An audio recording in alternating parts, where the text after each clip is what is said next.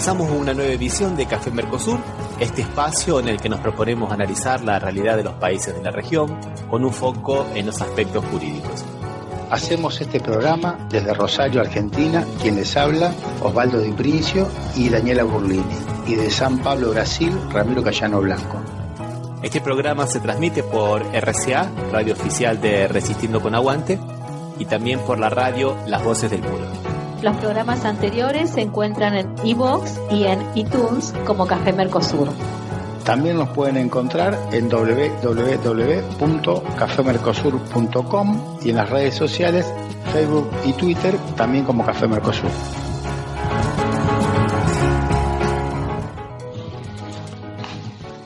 Bueno, y aquí estamos nuevamente en otro encuentro de Café Mercosur, el encuentro número 137.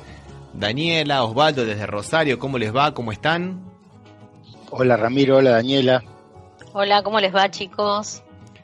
Bien, acá andamos con muchos temas para tratar. Hoy vamos a hablar de Honduras, de la situación de Honduras. Pero vamos a comenzar con una noticia de Argentina, que podemos decir que sea una noticia buena.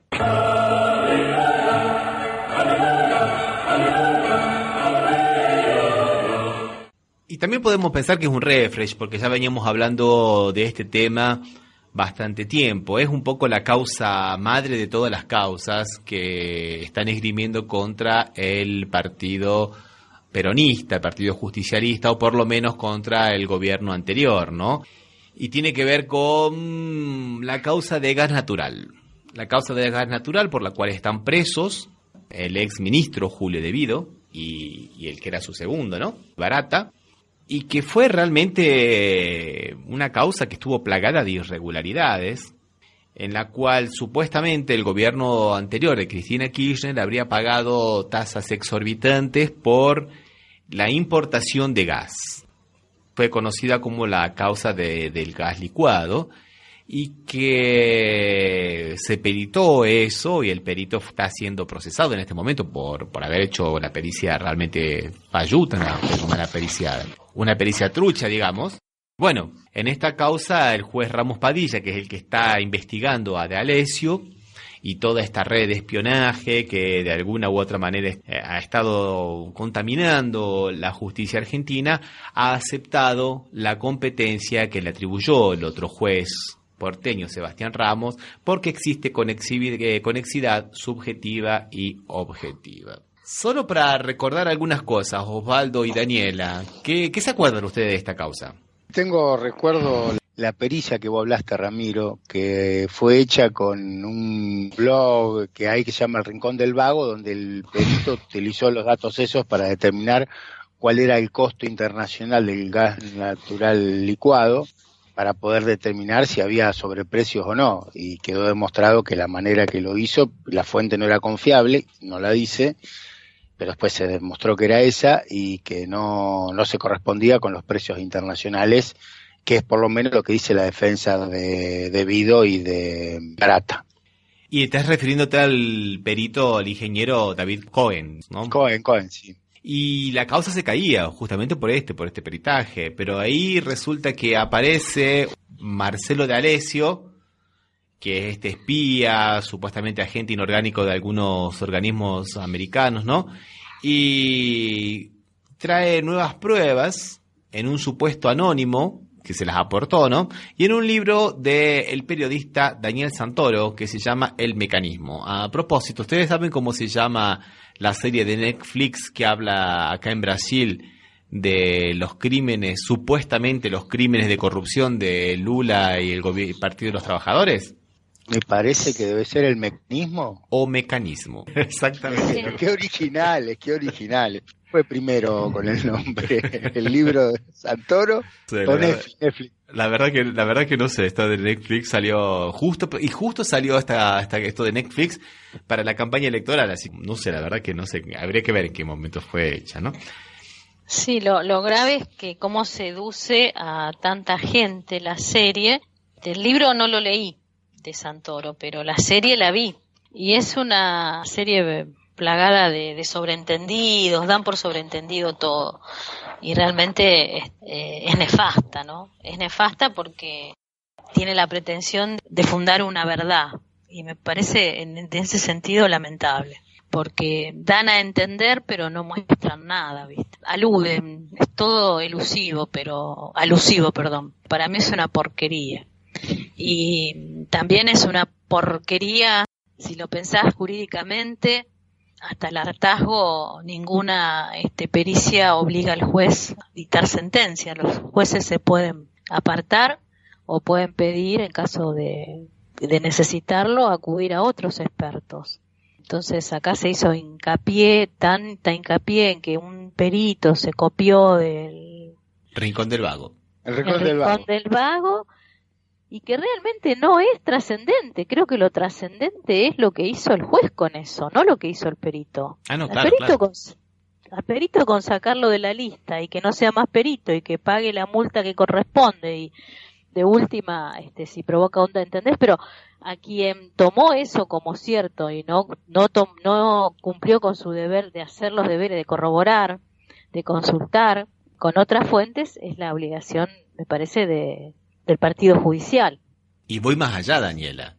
Esta causa del gas natural licuado fue la que le dio la base tanto a la dupla dinámica Stornelli y Bonadío para plantar bandera y declararse competente en la causa de los cuadernos. Otra causa que más o menos, para los que recordarle a los que nos escuchan fuera de Argentina, es, digamos, el paralelo a la Lava Jato de Brasil, digamos, donde se acusa a varios empresarios y varios miembros del gobierno anterior, justamente como una extensión de la causa de los cuadernos, por la cuales ellos declaran, tanto Bonadío como Stornelli, la competencia en esa otra causa, ¿no? Sí, a mí me parece como que los mismos medios han puesto mucho énfasis en el perito para desviar el foco del análisis donde debe estar, que es en la conducta procesal del juez. Si no hubo una conducta muy imprudente, rayando con la responsabilidad de quien toma como una prueba valedera algo que realmente es inmediatamente comprobable de que es una... ¿Qué palabra se puede usar que sea sinónimo a una porquería sin decir que es una porquería? Una porquería. Bueno, que es ineficaz, que es que no tiene sustancia jurídica. Y de ahí en adelante de una premisa falsa se sacan conclusiones que son aberrantes, que debido se afanó todo, que el segundo también, y nadie sabe, y todos repiten cuál es el monto de la contratación del gas natural, quiénes aprobaron eso, si se hizo por licitación, si no. Realmente todo un dimes y diretes, como una comedia, me parece, como una comedia con dos actores que están presos, ¿no? Aparte, con esto se los acusa a Debido y a Barata por esta compra, olvidándose que desde el 2015 en adelante, la mayoría de las compras de gas natural licuado fueron a través de empresas subsidiarias de Shell, cuando el ministro de Energía, o secretario de Energía, mejor dicho, de la Nación, había sido accionista de Shell y uno de sus empleados hasta el momento que tomó el cargo de ministro de Energía, de secretario de Energía, y después, cuando renunció, se fue de su cargo, volvió de nuevo a Shell. O sea, realmente eso también sirvió para tapar. Si antes había habido precio excesivo en comprar el gas natural licuado, cuando las ganaba Shell también era más caro que el valor internacional y nadie dice nada. Y en esta parte, un tema a destacar en esta causa es que coinciden todos. Está D'Alessio, está Daniel Santoro, está Bonadío y está Stornelli. O sea, los cuatro vendría a ser los jinetes del apocalipsis. Sí, los cuatro fantásticos, diría. Fantásticos, sí, X-Men. Están los cuatro y no falta ninguno, ¿no?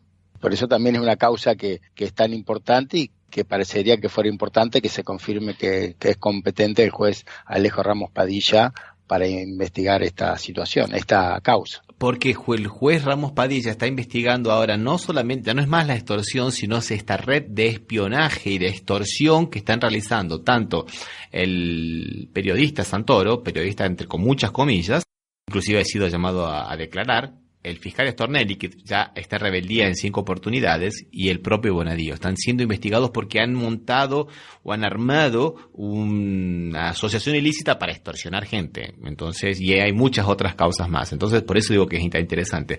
Pero antes de ir a una canción, me gustaría volver un poco a lo que decía Daniela de esta caja china, ¿no? De que nosotros miremos hacia un lado y no miremos hacia el otro. Porque ya ha salido la semana pasada, no lo hemos comentado, la sentencia contra el otro, digamos, villano favorito de la prensa, que era el de los López, claro, y fue condenado a 6 años de prisión. ¿Pero ustedes sabían de eso? No, porque no salió en ningún lado. Sí, sabía yo, salió que lo condenaron a 6 años. Yo que me informo de un nutrido medio oficialista, ¿cómo no? No, pero salió, digo, pero de todas maneras no, o sea, cuando el inicio de la causa, la difusión que tuvo, con el planteo que la Nata, la producción que hizo la Nata, la difusión que tuvo en Clarín y en La Nación, en los otros medios, comparado con lo de que le pasó a López ahora, es muy diferente, es mucho más lo otro. No. Sí, porque lo que pasa fue agenda, el otro fue agenda y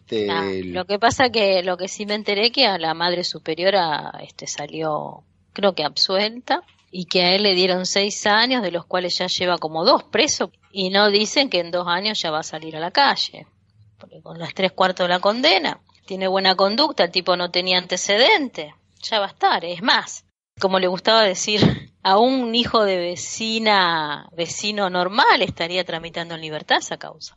Bueno, vamos a escuchar una canción, señores. Vamos a escuchar entonces al Humahuaca Trío y un tema que se llama Originario. Originario es el paisano que viene de allá. Originaria la mamita que te tuvo acá. Originarios papá y mamá. Originarios los zulúes, Simón Pérez y Arafat, Evo Morales, Maradona, Frida Kahlo y la Once. Originarios como usted. Originario es el comienzo, raíz del mundo, un fundamento. Pachamama, abuela eterna de todo ser sobre esta tierra. Todos somos originarios, de algún lado somos todos. Todos somos originarios, de algún lado somos todos. Todos somos originarios, de algún lado somos todos. Todos somos originarios.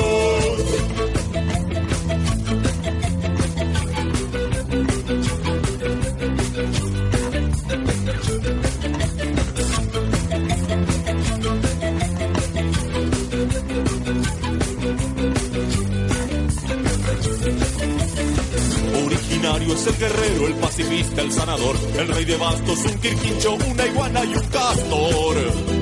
Originarios los Rolling Stones. Originaria la derrota, la victoria y el empate. Un diamante, una limosna, un sueñito y un debate. Originario el disparate. Originario es el comienzo, raíz del mundo, un fundamento. Pachamama, abuela eterna de todo ser sobre esta tierra. Todos somos originarios, de algún lado somos todos. Todos somos originarios, de algún lado somos todos. Todos somos originarios, de algún lado somos todos. Todos somos originarios.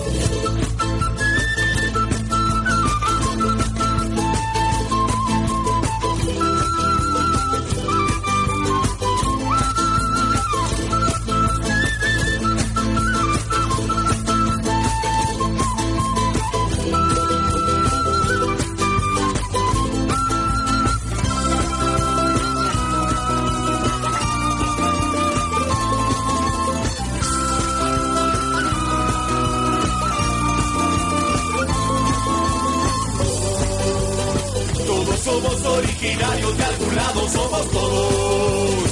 Todos somos originarios, de algún lado somos todos. Todos somos originarios, de algún lado somos todos. Todos somos originarios.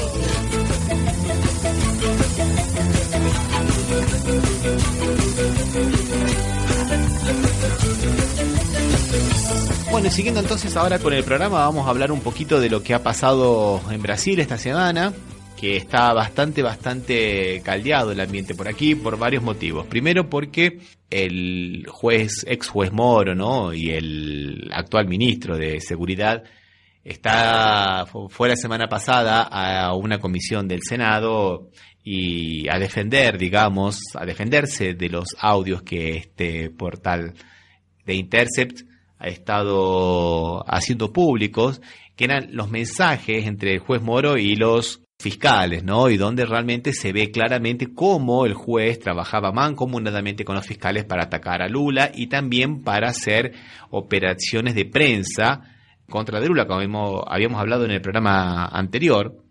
Solo que todas las semanas van saliendo cosas nuevas. Y el juez Moro fue la semana pasada al Senado y dijo cosas que no eran totalmente verdaderas. Entonces ahora la defensa de Lula, más que nunca, pide que se anule todo el proceso contra Lula porque no había un juez imparcial e independiente, ¿no es verdad, gente? Y eso vos pensás que puede llegar a tener, digamos, implicancias para el futuro si alguien revisa la sentencia para más adelante, digamos. Estoy pensando en alguna corte internacional. Hay varios planteos en cortes internacionales, Daniela. Inmediatamente, ya el año pasado, ya había hecho la defensa de Lula un pedido para que se vea eso en el Superior Tribunal Federal, ¿no?, que es la máxima corte acá, y que el martes 25 tenía que tratarlo. Porque ¿qué había pasado? Había 2 votos negativos, claro, que eran 2 votos que se sabía que iba a ser en contra de Lula, y el juez Gilmar Méndez pidió vistas. Y cuando empezaron a salir estos mensajes a la luz, devolvió el expediente para que se vote. La fiscal general de la Nación acá también se metió la pata la semana pasada porque dijo que no tenía que tratarse porque estos mensajes que ahora son públicos, que ha hecho público este portal de Intercept, no están en el expediente. Pero en realidad el pedido es anterior, o sea que estamos mintiéndole a la sociedad, ¿no? O sea, estamos creando hechos que no existe. El pedido se hizo el año pasado, cuando no se sabía nada de estos audios. Y en estos audios se ve claramente, inclusive el juez Moro pide que sustituyan a una de las fiscales en la audiencia con Lula porque no era muy buena para preguntar en las audiencias. Inmediatamente la separan. Y acá, inclusive hay algunas bromas con mucho de seriedad, que le dicen, doctora Tesler, porque no, el apellido de ella es Tesler. Si antes no era feminista, me parece que ahora tiene un muy buen motivo, ¿no? Porque era una de las pocas mujeres que estaba actuando en la Lava Jato y medio como que la sacan de escena, ¿no? De una manera bastante poco decorosa, digamos. Pero bueno, eso por un lado. Y por otro, coincidencias con Argentina, ¿no?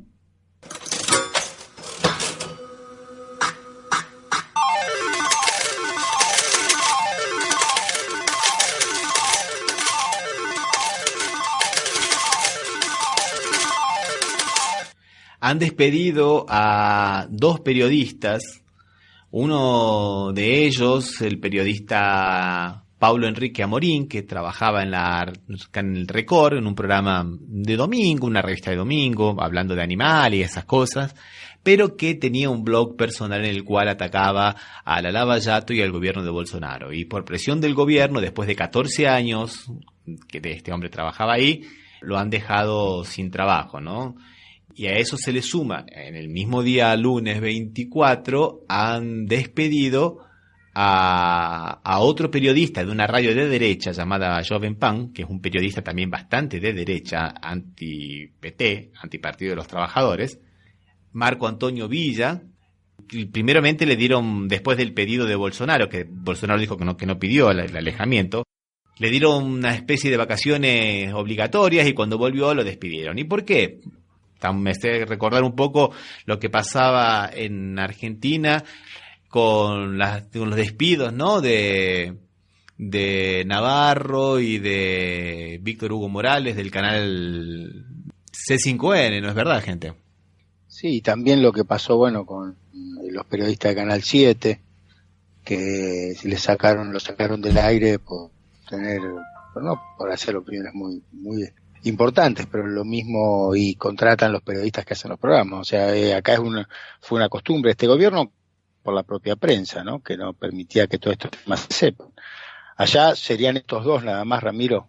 No, hay otro más, que en realidad es un caso más confuso, que es el de una chica que tiene un blog, Lula Libre, es Preta Ferreira, que también es productora cultural, es una cantante, una militante por los derechos de las mujeres negras, y que también participa dentro del movimiento de los trabajadores sin techo de acá de la ciudad de San Pablo. Entonces, medio como que han inventado el día 24 a la tarde una excusa para meterla presa a ella y junto con algunos otros dirigentes del movimiento de los trabajadores sin techo acá de San Pablo, porque hace un tiempo atrás hubo un edificio que también estaba tomado, digamos, por personas en situación de calle y se prendió fuego y ahí descubrieron que una de las personas que estaba, digamos, comandando ese edificio les cobraban un alquiler a los que vivían ahí. Entonces ellos los acusaron al movimiento de los trabajadores sin techo. En su momento los dijeron que no tenían nada que ver el movimiento de los trabajadores sin techo, que ni con esa persona, ni con ese accionar. Y bueno, y hoy han metido preso a esas personas, pero todo el mundo sospecha que la idea era esta joven, ¿no? Esta joven Preta Ferreira, que tenía un canal de YouTube, Lula Libre, que se escucha bastante, y que también, por pertenecer, también fue preso. O sea que el gobierno de Bolsonaro recién empieza, ¿no? Entonces me hace acordar un poco al caso del te vimos el Twitter, Jorge, ¿no? Cuando lo sacaron de la radio pública, Jorge Alperín, ¿no? Estamos en los comienzos medio violentos contra los periodistas que tienen una voz un poco disidente, ¿no les parece? Y no hay una reacción de los demás medios, porque acá tampoco los medios más importantes, los hegemónicos, no... Esto inclusive justificaban todo este tipo de situaciones. Allá los demás medios no dicen nada de que estos trabajadores de la prensa en definitiva los estaban dejando sin trabajo. No han dicho nada. Lo que pasa es que también hay un poco de miedo. La red Globo ha despedido mucha gente esta última semana. Y lo mismo ha hecho el canal SBT. E inclusive un empresario que había apoyado fuertemente a Bolsonaro pidió la cabeza de una periodista también de derecha, pero que también critica a Bolsonaro por algunos abusos. Entonces, ni siquiera se han solidarizado con esta periodista de derecha, ¿no? O sea, hay un clima de pánico muy, pero muy grande. E inclusive y ya como para ir terminando, en la audiencia, en la Cámara de Senadores, Moro llegó a decir que The Intercept era un medio criminal o que se había asociado a los criminales hackers que estaban luchando en contra de la República y de las instituciones, ¿no? Y sinceramente la única que se ha manifestado en contra es la ABRAGI, la Asociación Brasilera de Periodistas de Investigación, pero después los otros medios oficiales y el sindicato del sindicato, lógicamente el sindicato de periodistas, ¿no? Pero los otros medios más corporativos, digamos, nadie ha dicho nada, nadie ha abierto el pico, Osvaldo. Así que bueno, vamos a escuchar otra canción y después vamos a la parte principal del programa. Bueno, vamos. Vamos entonces a escuchar a Fémina y el tema Desdice de mí.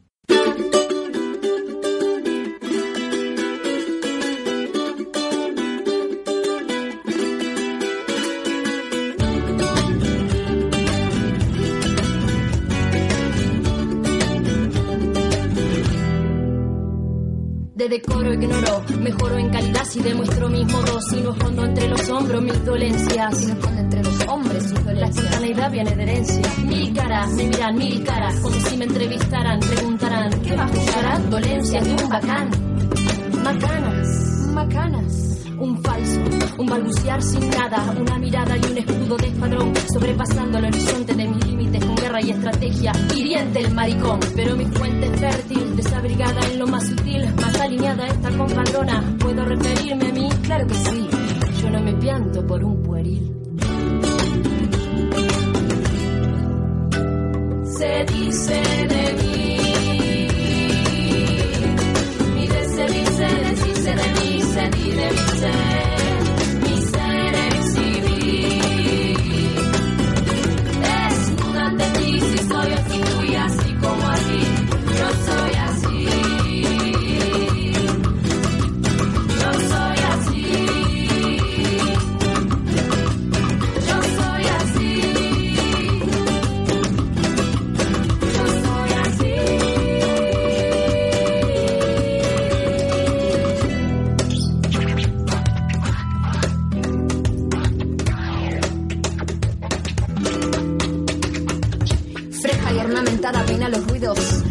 barrida, borrado el bajo suspiro. El rezo, el ramo seco, saca su pecho y lo muestra en concierto. Desconcéntrase la audiencia, laten con fuerza los tímpanos. Su lengua arranca segmentos, fragmentan frases, sus pensamientos. Alma de viento, descontempla, desconcierta el timbre ajeno. El ajeno de algunos propio, el agujero resuelto en lo obvio, un robo, un novio. La necedad de borrarse en otro, la carencia refleja hielo. El objeto quieto, la vanidad es un reto para un incompleto encuentro.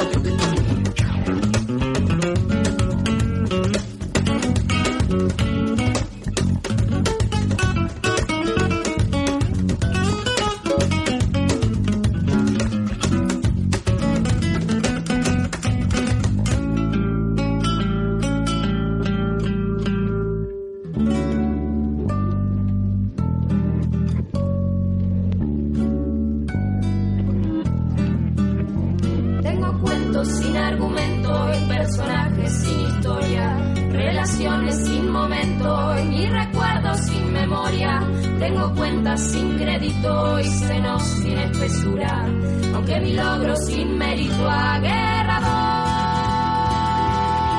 doy, sin armadura,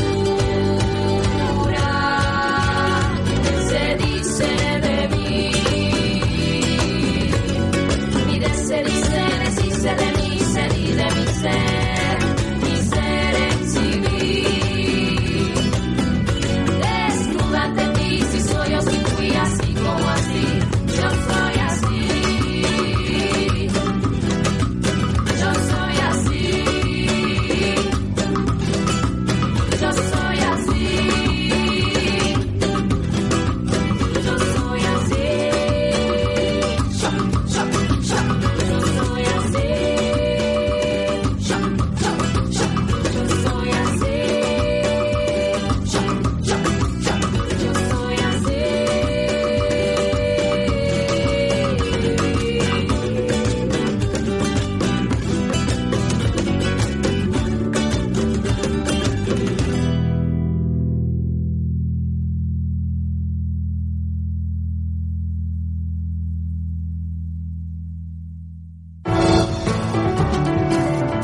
Estás escuchando Café Mercosur por las radios RCA, Resistiendo con Aguante Oficial y Las Voces del Muro.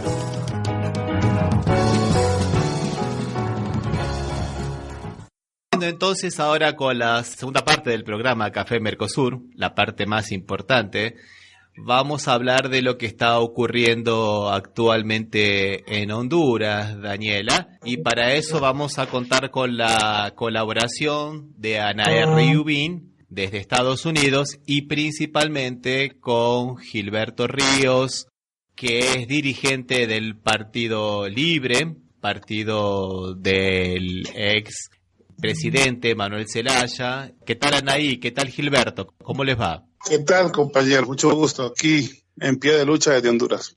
Hola, buenas tardes. ¿Qué tal? Yo desde Nueva York. Agradeciéndote, Gilberto, que participes en el programa. Y a ustedes también, compañeros. Me parece que es muy importante en este momento la situación de lo que está pasando en Honduras, ya que lamentablemente no aparecen en la mayoría de los medios grandes de comunicación, ¿no? Así que yo creo que es importante la difusión y darle el espacio a Gilberto para que, bueno, empieces a contar. Yo, si puedo empezar a preguntar, me gustaría que cuentes qué es lo que está pasando en Honduras y si podríamos hablar de una insurrección popular.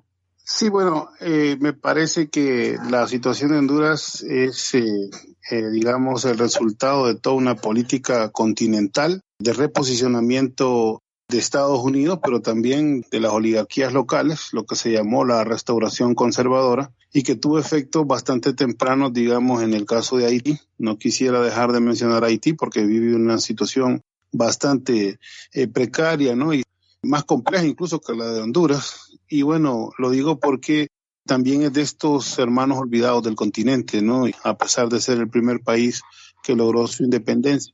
Y en el caso de ellos, su golpe comenzó el 2005, bastante invisibilizado, y también fue un golpe de esta carrera norteamericana por volver a tener la hegemonía que tenía en el continente. El de nosotros fue el 2009, un año exactamente después de la crisis inmobiliaria en Estados Unidos y donde los norteamericanos tenían que replantear su estrategia internacional.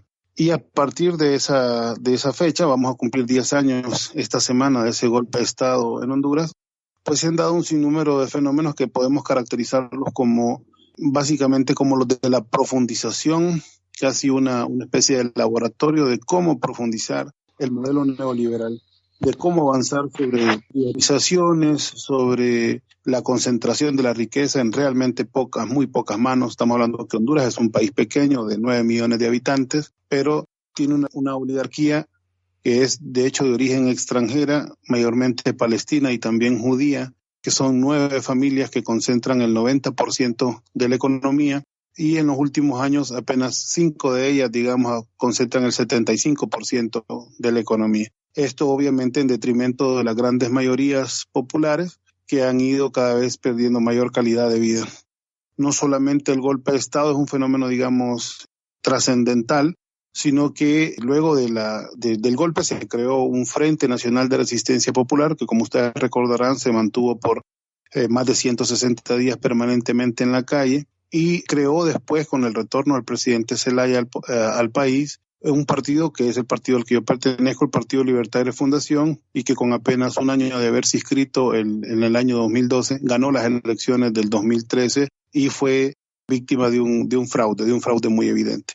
Los años subsiguientes también fueron de lucha, de movilizaciones populares intensas de diversos sectores del propio Partido Libertario de Fundación, y en el año 2017 pues se dio el gran nuevo fraude electoral, que esta vez fue más evidente, incluso señalado por la Unión Europea y también por la Organización de Estados Americanos. Poco a poco esas denuncias se fueron diluyendo con mucha represión y con mucho manejo mediático, que es una de las características también fundamentales de los fenómenos modernos, no solo de golpes de Estado, sino de lo que pasa, por ejemplo, con el lawfare, que es esta técnica de utilizar todos los instrumentos jurídicos para la persecución de la oposición política y social en nuestro continente, que tiene este componente, ¿no?, de las grandes cadenas mediáticas. Quiero contar una anécdota. Recuerdo que en el año 2009 viajé a Brasil y estuve en un congreso de un partido y denuncié que 3 familias tenían el control de más del 90% del espacio radioeléctrico en el país. Y alguien por atrás se me acercó y me dijo, bueno, aquí en Brasil también, ¿no? Entonces, es una especie de modelo, pues, que ha funcionado de dominación en toda América Latina y que gracias a los esfuerzos que ahora se hacen con estos medios de comunicación alternativa, con la existencia de las redes sociales, pues se puede ir rompiendo un poco el cerco mediático. Y bueno, eso también tiene que ver mucho con la participación popular, con la polarización de la sociedad y con la politización también de importantes sectores. Lo más reciente es que, bueno, en estos 10 años, para que ustedes se hagan una idea, se ha triplicado la deuda externa. Estábamos cerca de los $4,000 millones cuando se dio el golpe de Estado. Actualmente estamos llegando a los $16,000 millones de deuda externa. Esto compromete cerca del 50% del presupuesto del Estado y el Estado se ve obligado a reducir el gasto social. Y con una visita que tuvimos en marzo del Fondo Monetario, pues se hablaba ya de la inminente necesidad de despidos masivos en el área de salud y educación. Esto motivó a que los gremios de estas dos áreas importantes se juntaran, plantearan una lucha eminentemente reivindicativa y comenzaran a salir a la calle. Efectivamente, derogaron 2 decretos especiales que se habían emitido justamente para esos fines, y luego derogaron otros decretos ejecutivos por los cuales se estaba administrando salud y educación en el país vía decretos de emergencia por los últimos 10 años. Bueno, estos decretos de emergencia habían sido muy útiles para el régimen para hacer compras de medicamentos en hospitales que han sido muy famosos en Honduras por el tema de la corrupción, y también para administrar personal, digamos, activistas políticos de sus filas en instituciones de educación. Entonces también fueron derogados gracias a la movilización popular, pero ya con una connotación distinta. Ya no solo era el gremio de médicos y maestros, que estamos hablando de los meses de abril y mayo, básicamente, pero ya era también el pueblo hondureño incorporado pidiendo una demanda fundamental, que es el fin del régimen, el fin del gobierno. Yo les recuerdo que Juan Orlando Hernández se eligió primero el 2013 con el fraude, luego el 2017 de manera inconstitucional. La Constitución hondureña no permite la reelección, fue supuestamente por eso dio el golpe de Estado contra Manuel Zelaya, y pues este sería la segunda parte de su mandato, y creemos que por el nivel de reacción que hay del pueblo, pues este no podría no terminar. Me recuerda mucho a aquellos fenómenos que se dieron en Ecuador, en Bolivia y en el propio Argentina, en el corralito financiero, en Bolivia con lo de la guerra del agua, en Ecuador con también el tema de los bancos, ¿no? Y la corrupción que se daba con aquellos gobiernos neoliberales que agotaron a los pueblos, que concentraron extraordinariamente la riqueza, que volvieron la orden del día el tema de la corrupción y la impunidad, y que agotaron también en aquel momento la partidocracia, ¿no? Que era ya la falsa representación a través de partidos tradicionales de los sectores populares. Entonces yo creo que estamos más o menos en esa circunstancia, solamente que hay una presencia muy evidente de la política norteamericana. De hecho, ayer recibimos la visita del Comando Sur. La semana pasada llegaron 300 marines supuestamente para acuerpar las acciones del ejército en temas de riesgo natural, pero aquí no hay ningún desastre natural. Es claramente un respaldo militar a la política de Juan Orlando, y a quien ha sido muy fiel a todas sus medidas, no solo en lo económico, sino también en lo político y en lo geopolítico. Recordemos que Honduras también es parte del Grupo de Lima. Y bueno, esa es la circunstancia en la que nos encontramos, un pueblo cada vez más consciente, más movilizado, y me parece a mí demostrando pues que tiene capacidad de seguir adelante y de derrotar al régimen. Baila, baila el continente, el Tincuy, despertándonos, contagiándonos. Baila, baila el continente, el Tincuy, agitando, enamorándonos. Un pedacito del planeta que no pudiste, no pudiste, no. Un pedacito del planeta que no pudieron, no pudieron.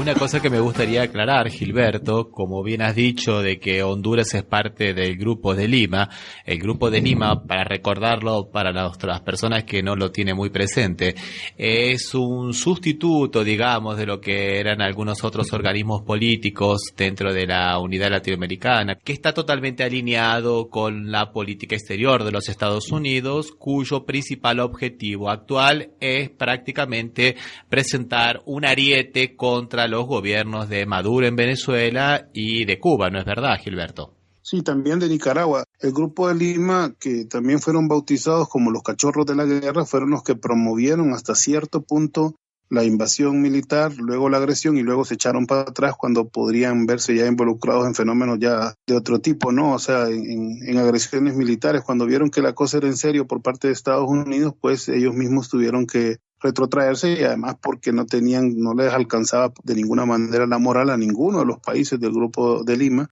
de formar parte de semejante acciones, ¿no? Y bueno, vemos cómo también la posición firme de Venezuela, sus alianzas internacionales, han hecho que ellos retrocedieran. Yo menciono esto, que un fenómeno no es ajeno al otro, ¿no? En América Latina estamos hablando de un mismo ecosistema político, ¿no? Y por eso la presencia de los norteamericanos acá y los fraudes electorales están tan firmes. Recordando así rápidamente, para que se haga una idea de la importancia que para los norteamericanos tiene Honduras. Honduras es un país que tiene 3 fronteras terrestres, 9 fronteras marítimas, es el país de Centroamérica más cercano a Cuba, es un país que ha sido utilizado como el portaaviones continental para las agresiones de países cercanos. De aquí salió el primer golpe de Estado de América Latina, que fue el de 1954 contra Jacobo Arbenz. De Honduras salieron tropas aerotransportadas para la invasión de República Dominicana en 1965. El ejército hondureño contribuyó a hacer la retaguardia del ejército salvadoreño para atacar a las fuerzas del Frente Farabundo Martí. En los años 80 fuimos territorios también de la contrarrevolución nicaragüense. También en los años 80 se implantó la base militar Palmerola, que fue justamente a donde se llevó hace 10 años al presidente Zelaya luego de ser secuestrado. Primero, antes de ser llevado a Costa Rica, pasó por la base de Palmerola. En el año 2000, para hacer casi una anécdota divertida, ¿no? Fuimos de las tropas de la coalición que invadió Irak, ¿no? O sea, eso es casi absurdo, ¿no? Un ejército tan pobre y tan limitado como el nuestro también estuvo presente en Irak. Y bueno, hago este recuento justamente para que se haga una idea de lo que Honduras significa para Estados Unidos y por qué este férreo control de nuestro territorio y nuestra política interna.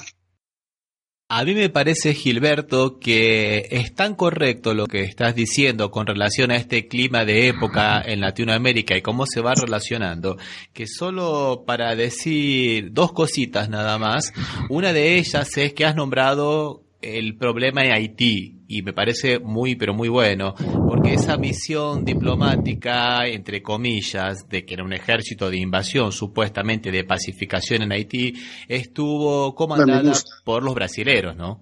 Y la mayoría de esos generales brasileros hoy están en el gobierno de Bolsonaro. Por eso que Lula se preguntaba hace 2 semanas atrás en una entrevista que le hicieron, ¿dónde están los militares nacionalistas? Porque los que están en el poder en este momento son los que participaron ese ejército de ocupación supuestamente pacificadora en Haití. A tal punto, Gilberto, te comento que el que la semana pasada pedía prisión perpetua para Lula era el general Augusto Heleno, aquel que en el 2005 fue denunciado por la ONU porque una de las barriadas pobres de Puerto Príncipe entró disparando 22.000 tiros y se supone que, según Reuters, mató 67 personas asesinadas, ¿no?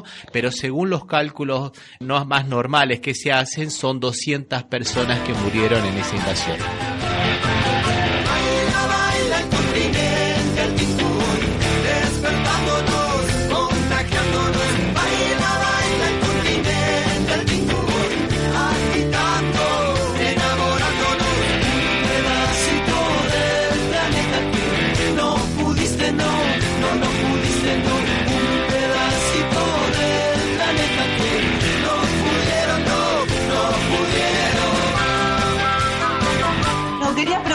Porque el año pasado seguí mucho lo que pasó, las movilizaciones del pueblo en Honduras, después del fraude, y también vi que el año pasado la policía primero estuvo con el pueblo, después, bueno, hicieron ahí alguna controversia con el gobierno. ¿Cuáles son las diferencias o similitudes que ves con las movilizaciones que se están dando ahora con respecto al año pasado? Yo recuerdo... Tuve la oportunidad un par de veces de tener alguna plática, digamos, privada con el comandante Chávez.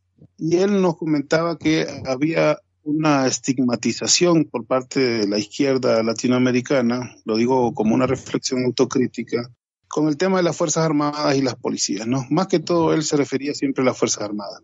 Y él decía que quería hacer un recuento y que el tiempo obviamente no le gustaba en aquel momento, para hacer una historia de lo que fueron los militares progresistas en América Latina. Y bueno, la verdad es que si lo hacemos así rápidamente, tenemos a Perón, tenemos a Alvarado en Perú, tenemos a Jacobo Arbenz justamente, a Martín Torrijos en Panamá, y así, ¿no? Y creo que esa estigmatización algunas veces no nos deja ver que la crisis también política y social que atraviesan nuestros países bajo el neoliberalismo afecta definitivamente estas instituciones, ¿no? Las crisis institucionales también pues abarcan a estas dos instituciones, policía y ejército. Y en el caso de la policía se han dado 3 rebeliones policiales importantes. Una fue justamente después del golpe de Estado, otra después del fraude electoral, y esta más de esta semana motivada exactamente por lo mismo. Ellos son un cuerpo con presencia nacional, son un cuerpo con equipos de inteligencia, hacen análisis social y además les toca enfrentar la represión en las calles. Cada vez más se miran como minoría frente a las masas que salen a la calle. Entonces no es una cuestión de convicciones ideológicas o de compromiso con alguna nueva sociedad, sino que ellos hacen sumas y restas y les va a ir muy mal si siguen tratando de enfrentar a todo un pueblo, que además ellos vienen de ese pueblo, y aquí se dieron varias fotos ya de policías reprimiendo a sus maestros de primaria, de policías abrazándose con el médico que trajo a la vida a sus hijos, aquí, o sea, porque estaban en hospitales públicos, y de una reacción, pues, de una policía que dice, no, esto no es posible, nos están mandando realmente a reprimir a nuestro propio pueblo. Sí hay ese fenómeno. Compran algunos de los dirigentes de la policía, luego algunos incluso son reprimidos, encarcelados o asesinados, porque también hay escuadrones de la muerte dentro de la policía, y bueno, logran controlar esa crisis, pero la crisis ahí está. Y yo que, bueno, les confesaba mi ortodoxia militante, ¿no? Yo recuerdo a Lenin siempre repitiendo en su discurso que la revolución iba a ser de obreros, campesinos y soldados, y además ese discurso fue tan poderoso y esa organización fue tan convincente que Lenin sacó a todo un ejército de la guerra y ese ejército hizo después también la revolución. Entonces yo pienso que debemos siempre tener una consideración importante para las fuerzas militares de nuestros países porque están llenas de pueblo, como decía Chávez, y por ahí siempre hay militares patriotas o que no han caído en la doctrina norteamericana o que no han sido formados por ellos, y policías también, que pueden ser, digamos, susceptibles a otro tipo de discurso y a otro tipo de convencimiento. Yo particularmente concuerdo totalmente con lo que estás diciendo, Gilberto. Solo para hacer algún paralelo, por ahí faltó haber nombrado a Getúlio Vargas acá en Brasil, que fue también un general y que impulsó reformas sociales muy pero muy significativas. Y en Brasil existió el movimiento del tenentismo, ¿no? Que eran los tenientes que tenían una extracción social mucho más popular, mientras que en los años 40 en Argentina se dio a través del coronelismo, del cual salió el general Perón. Entonces me parece que el papel que tienen los ejércitos en los países latinoamericanos o en las semicolonias, como se dice, es un papel realmente fundamental. Por ahí que con lo que yo había dicho de los militares que participaron en Haití, no me refería a todo el ejército, sino a ese sector que de alguna manera fue cooptado por un pensamiento colonial. ¿No te parece, Gilberto? Sí, no, claro. Yo digo, siempre hay que hacer las excepciones, ¿no? Los discursos que hacen generalizaciones, bueno, son injustos. No me refería por lo que habías dicho de Haití, sino te decía en el caso específico de Honduras, y también de manera autocrítica a la izquierda, que tenemos ese vicio de decir, bueno, todos los gorilas. Bueno, y la verdad es que muchas veces fueron gorilas, ¿no? Una gran mayoría de ellos, pero no siempre fueron así. Y también le decía a un abogado que trabaja muy de cerca, el oficial de comunicaciones del Partido Libertario Fundación, la semana pasada tragamos gas lacrimógeno, o como decimos aquí, nos nebulizamos bastante en la calle, y venimos a mi casa bastante descongestionados, y venía molesto y decía, ya quisiera tener el poder para defenestrar a todos esos policías. Y le decía, no, mira, la verdad es que, como dicen los orientales, la culpa del asesinato nunca es del puñal, ¿no? Y entonces se quedó reflexionando. Y le dije, y además, cuando nosotros tomemos el poder, lo vamos a ocupar, pero para reprimir a la burguesía. Y me dijo, sí, tenés razón. Entonces, no hay que tomárselo tan bravo con ellos. A mí, con todo y lo justo que me parece, por ejemplo, en Argentina acaban de encontrar al nieto 130, ¿no? Y estamos tan felices por esos procesos que se han hecho contra los militares. En Guatemala también se avanzó sobre el tema. Y bueno, y digo yo, está bien, ¿no? Hay que meter preso a todos esos militares y perseguirlo, pero quien debe estar preso son esos oligarcas que apoyaron todas esas políticas y que siguen viviendo una vida totalmente plena, ¿no? Entonces, si nos concentramos en eso, en el instrumento, nos equivocamos. Ellos no son el enemigo, son solamente un instrumento.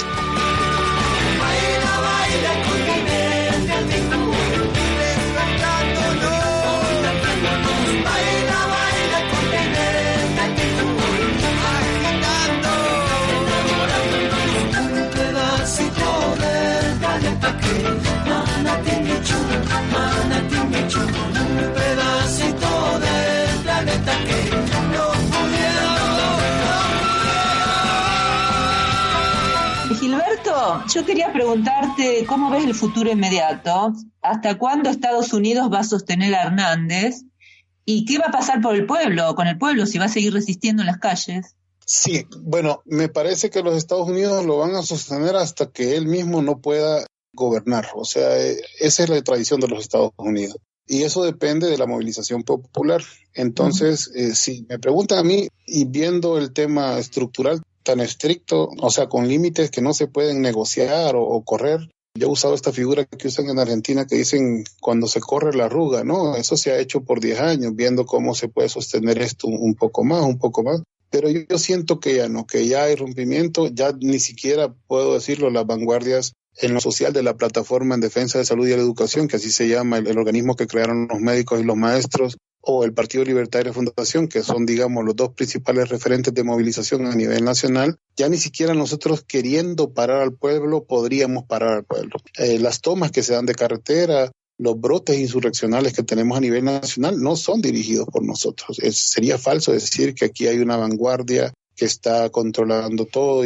O sea, eso no es cierto. Estamos con el pueblo adelante, mucho más adelante de las instituciones de la oposición, y es porque hay un nivel de hartazgo extraordinario. Si no recuerden ustedes el tema de las caravanas a principio de año, se repitieron todavía hace un par de semanas, miles de hondureños saliendo juntos del país con de Estados Unidos, y ahora lastimosamente Andrés Manuel López Obrador, que no vamos a hacer juicios rápidos, pero por lo menos en el tema de migración tuvo que plegarse un poco a la política de Trump. Eso lo que hace es cerrar una válvula y aumentar la presión interna, ¿no? Aquí se tiene que quedar esa gente, y esa gente que se queda no tiene ninguna oportunidad. Entonces lo que hace es salir a la calle y protestar, porque es la única forma entonces que nos queda para cambiar la realidad nacional. Y por eso me parece a mí que la convulsión ya es insostenible y el pueblo va a terminar derrocando. Y digo así claramente, el pueblo, no voy a decir nosotros como partido de oposición o la plataforma, ¿no?, como vanguardia de las luchas sociales en este momento, sino el pueblo mismo insurreccionado a nivel nacional va a acabar con este gobierno. Y eso lo que va a pasar es que se va a ir agudizando más la crisis, yo diría en los próximos 2 meses, para darle un tiempo. Estas cosas son inciertas, pero lo que vamos a ver es una repetición de lo mismo, ¿no? Más represión, más lucha del pueblo, así hasta que lleguemos al rompimiento. Una cosa que yo te quería preguntar, Gilberto, un poco con miedo por lo que ha ocurrido aquí en Brasil y de alguna manera lo que casi llega a ocurrir en Argentina, que era en estas manifestaciones que se dieron acá contra el gobierno de Dilma Rousseff, que terminó en la destitución totalmente absurda de una presidenta honesta, era justamente la consigna de los manifestantes, que era en contra de la corrupción y de la impunidad. Tanto en Argentina, en los cacerolazos, como acá en Brasil, en los que llamaban los panelazos. En la Argentina no se consiguió. Cristina Kirchner no solo que terminó su mandato, sino que salió con un alto índice de popularidad. Acá en Brasil no se dio eso. Y yo, pensando en la experiencia brasilera, estas categorías vacías, ¿no?, impunidad y corrupción, terminaron eligiendo a alguien de la antipolítica como Jair Bolsonaro, y los partidos, bueno, el Partido de los Trabajadores por un lado quedó bastante, no digamos desarticulado, pero bastante anestesiado, y los otros partidos del centro derecha están en la lona, digamos. ¿Te parece a vos de que habría alguna posibilidad de que, algún peligro, algún peligro de que ocurra en Honduras lo que pasó en Brasil, o hay un nivel de politización un poco mayor por parte de la gente que se manifiesta? Te escuché un poco entrecortado al final, no, la pregunta no la entendí muy bien, pero si tiene que ver con ese argumento de la corrupción y la impunidad, claramente como 2 instrumentos creados por los laboratorios sociales norteamericanos que hacen creer a las poblaciones de que el sistema puede funcionar si no hay corrupción, o de que el sistema no es inherente a la corrupción. O sea, el capitalismo nació en base a la corrupción y a la violencia, ¿no? Son 2 componentes permanentes en toda su historia. Eso sí claramente tiende a confundir. También se pega con un discurso religioso con el tema de la corrupción y el individuo, ¿no?, y la persona, y no la cuestión estructural. Ese tipo de discursos puede desviar la lucha de clases, sin duda, y puede hacer interpretar que lo que demanda el pueblo no es un cambio de sistema. Eso es peligroso. Y en América Latina lo que se impulsó con las movilizaciones contra Dilma, por ejemplo, claramente eran las primaveras árabes versión latinoamericana, ¿no? Uh-huh. Y en Honduras pasó el 2015 las grandes movilizaciones de los indignados en contra de la corrupción y la impunidad. Llegaron a sumar sectores hasta de la propia oligarquía a la movilización. Entonces se desdibujaba claramente la lucha de clase. Y eran promovidas desde Estados Unidos para que se generaran organismos de intervención que a nosotros nos llegó vía OEA, como el que llegó a Guatemala vía Naciones Unidas, porque era un presidente, Otto Pérez Molina, que se estaba excediendo, digamos, en la apropiación de las riquezas que genera Guatemala o el tránsito de la droga por su país. Entonces, los norteamericanos no pueden permitir eso, ¿no? Es el negocio del tráfico de drogas de Colombia hacia Estados Unidos, es un negocio de ellos en todos estos países. Eso también puede explicar las grandes presencias militares que hay por aquí. Muchas veces nos concentramos en el control político de los países que le son adversos, como Guatemala, como Nicaragua o Cuba, por ejemplo, y hasta hace poco El Salvador, pero también tiene que ver con que ellos tienen un control militar o una logística militar para transportar toda esa droga, que es un negocio millonario. Bueno, eso no tengo que contarse, pero ustedes lo saben bien. Entonces, estas primaveras fueron usadas no solamente contra gobiernos de izquierda, sino contra gobiernos de derecha que estaban escapando de su control. Y por eso cayó Otto Pérez Molina en Guatemala, y por eso en su momento se pensó que con las movilizaciones contra la corrupción y la impunidad iba a lograr caer el gobierno de Honduras. Pero al final no, porque quien politizó más de esas movilizaciones fue la izquierda, en el caso nuestro, y terminaron intentando más bien desmovilizarlas y crearon un instrumento que al día de hoy tiene movilizaciones en Tegucigalpa en contra del gobierno de Juan Orlando Hernández y en contra de la propia embajada norteamericana. El antiimperialismo está jugando un papel importante y el antiimperialismo ya no ocupa tanta doctrina como ocupaba hace un tiempo.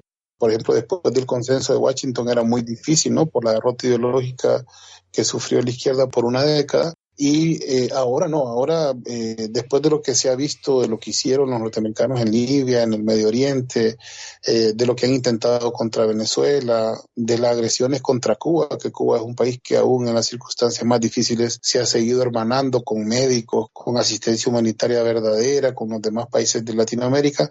Entonces, ya para el pueblo más de a pie es mucho más fácil hacerle entender o que ellos mismos comprendan, ¿no?, cuál es el papel de los norteamericanos. Además, donde miran los norteamericanos, pues ya nace un antiimperialismo que ya no tenemos que andar promoviendo nosotros, ¿no?, sino que se nota natural en las redes. Entonces, ese discurso de la corrupción y la impunidad es cierto, hay que revisarlo, hay que denunciarlo también en su función desmovilizadora y sobre todo cuando tiene que ver con esto de querer obviar un tema fundamental que es el tema de lucha de clases. Bueno. Bien. Daniela, ¿alguna pregunta, por favor? Bueno, podría preguntar, ¿cómo ves el futuro inmediato? De mucha lucha. Creo que lo que están haciendo ustedes es de aplaudir esta tarea, ¿no?, internacionalista, es algo que necesitamos mucho. A veces un comunicado, la movilización de alguna organización social a una embajada, la denuncia internacional, compartir en redes lo que pasa en nuestro país, eso ayuda mucho, ¿no? Eso además motiva cuando nosotros compartimos en nuestras redes que se han hecho actos de solidaridad o cuando alguien nos visita, ¿no?, y mira en directo lo que está pasando en el país y asiste a las movilizaciones o está aquí en nuestras reuniones, pues mira qué tipo de lucha estamos enfrentando. Eso moraliza mucho y nos hace a nosotros seguir adelante. Y entonces eso agradeceríamos que trataran de promover la solidaridad internacional, porque van a ser días de lucha y estoy seguro que más temprano que tarde van a ser días de victoria. Anaí, ¿pregunta? No, solamente agradecerle mucho nuevamente y de nuestra parte vamos a hacer todo lo posible para conectarte con distintos medios para que realmente la gente sepa lo que está pasando en Honduras, que en realidad es la cara de lo que está pasando en la mayoría de los países en Latinoamérica, ¿no? Tratando de focalizar un poquito nuestro país, Argentina, yo creo que la victoria de Cristina, de Alberto Fernández en octubre, yo creo que va a ser la victoria realmente de parte de Latinoamérica, así que estamos apostando todos a eso porque va a ser una gran influencia para ustedes también, Gilberto. Sí, ojalá nosotros logremos derrocar a Juan Orlando antes de que gane Cristina para que sea también algo motivante para ustedes. Por supuesto. Una competencia sana. La competencia. Sí, por fin una competencia de verdad. Gilberto, te agradecemos profundamente haber participado en Café Mercosur. Tienes las puertas abiertas para cuando quieras volver. Hago extensivo ese agradecimiento a vos, Anaí. Muchísimas gracias por la participación de ustedes y bueno, vuelvan cuando quieran. Bueno, gracias, un beso a todos. Hasta luego. Muchas gracias, un abrazo, esperemos. Bueno, y nosotros, Daniela, vamos dejando por aquí. Recordamos que este programa se emite por las radios Las Voces del Muro y RCA Oficial.